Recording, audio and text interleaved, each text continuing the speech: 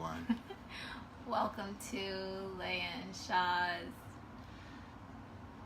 What do we call I this? don't This is know. Leia Sha. We give advice and talk about topics regarding relationships, marriage. I'm a little under the weather today, but still going to do this like we said every week. We appreciate everybody tuning in. Yeah. So today we're going to talk about family values, and it's going to be really quick. Well, at least that is. We also got a surprise for everyone, so Yes. yeah.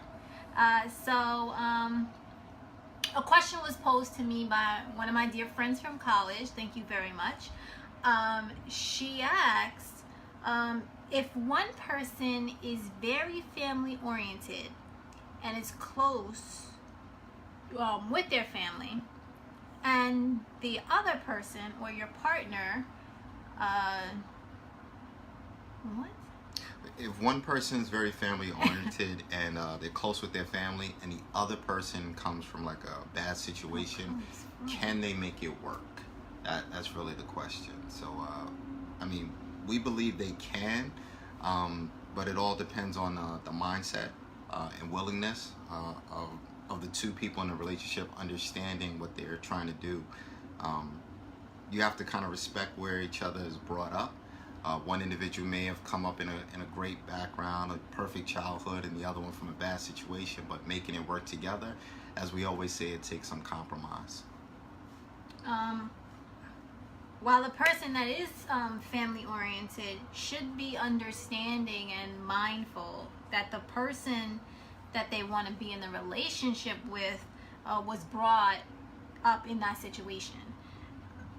That they were... I don't know, it's my handwriting. My God, Right, yo. Can't write for nothing. It's not right stuff. I told you I wasn't feeling well. Oh my God, no. This is an everyday thing. Listen, this is I don't crazy. write. I got a chicken scratch handwriting. What you expect? See, this is where, the quarrels in marriages happen. This is not something that she knew about this before she met me. I had a chicken scratch handwriting, but it is what it is.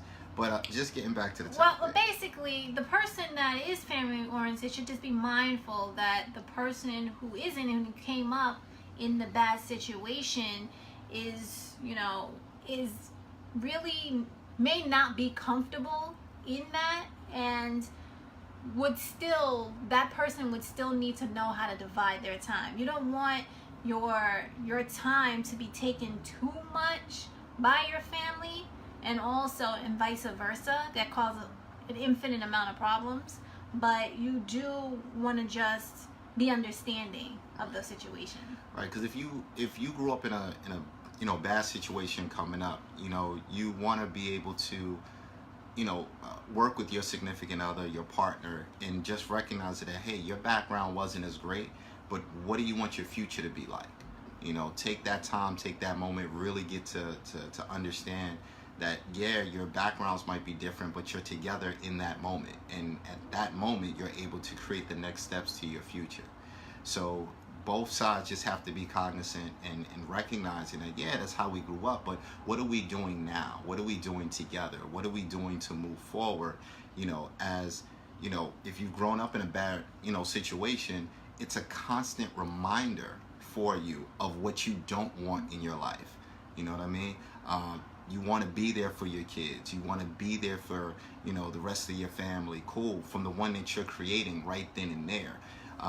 Because you didn't have one. You might be trying to get what you never had. Or you're trying to gain something that, you never really felt that, was available to you. And when it does become available to you, you seize the moment right then and there. So, just coming from a bad situation just explains to you that you have an experience. You had things that have occurred in your life that are giving you life lessons on how to move forward with your significant other.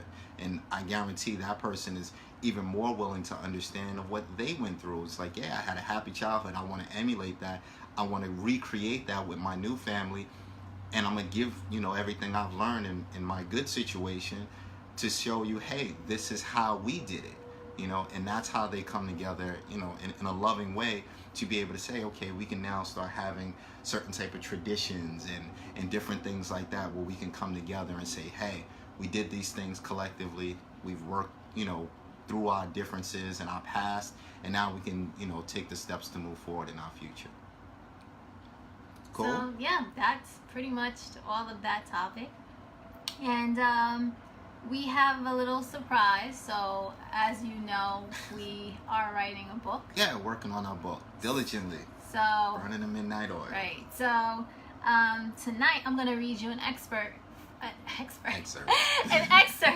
from the book. Now, this comes from a video. So if you're following us on our fan page at Leia Sha, we have a fan page in which sometimes we just put up information and different things that involve relationships and marriage and kind of questions. One of the things that we looked at was about interracial relationships, you know, and that was you know, it's a lot to unload, you know, when it comes to that. If you're in a mixed couple relationship, when you're blending cultures and things like that. So we actually use that as one of the sections in our book. We actually were covering it already, and it just kind of like flowed together. So Leia's actually going to read directly from the book. It's still in the draft phase, but we're getting it together. But interracial relationships and some of the things that occur in that. Leia, take it away. Okay, so we came across a very interesting video on Refinery 29 that highlighted the life, specifically family dynamics, of a French woman. She was originally born in the country of Cameroon in Central Africa, and her family then moved to France when she was a baby. She said that she met her husband off of a dating website. He wasn't like all the other black men who had photos with their shirts off or the side pose. No, it was a straight-on smile. She instantly thought he was cute, but knew they were worlds apart, mainly because she is a black female and he a white male. As the video goes on, she details their relationship. You can tell that she is madly in love with them. However, she speaks about how she encountered various instances of prejudice from his friends, how her husband was able to learn and identify that he indeed has white privilege, and how he is teaching their son to be proud of both his African heritage and be able to use his own white privilege. I remember having a conversation with one of my good friends many years ago about black men dating white women. My friend was passionately upset with the fact that our black men preferred and were out there dating, marrying white women, but should stick with being with their own race. After our conversation, I was confused. I briefly felt the way my friend had, but then quickly came to realize that we both were being hypocritical. She had dated a few white men and I Latin. That's the crazy thing about love. Though it may be one met with many challenges, or hardships, you can't help who that person is in most cases, and race should not be a deterrent to your pursuit of happiness. As in any relationship or marriage, the recognition of each other's backgrounds, cultures, and how they are to be fused between you stands as a demonstration of your commitment to each other within a world of egotistical and ruminative beings. Pretty much. I mean, we can dive into interracial relationships, you know, pretty much all night. It's just some just don't see it as something in which should be, period, and others do, which is fine. I mean, it's completely up to you. It's your relationship. Love has a way of striking you in a way that you never expected, but who am I, or who is anybody else in the world to judge you for who you love? Okay, as long as you're safe, you respect each other, you respect yourselves. I mean, that's what love, you know, the intangibles. People say that you can't really define love, you can only try to explain it, you know. So you know, to each his own. But yeah, that's our little surprise. We've been working hard on this book. We haven't set a date for its release. As the questions keep coming, the subjects keep coming up, and the topics keep coming up for us to be able to cover. So we appreciate everybody that keeps thank you.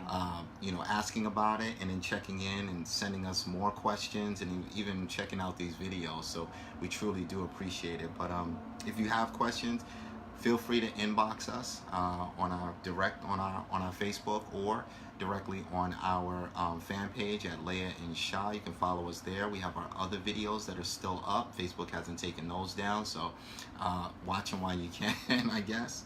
And we'll see you next week. Appreciate you, love you, and Bye. bye.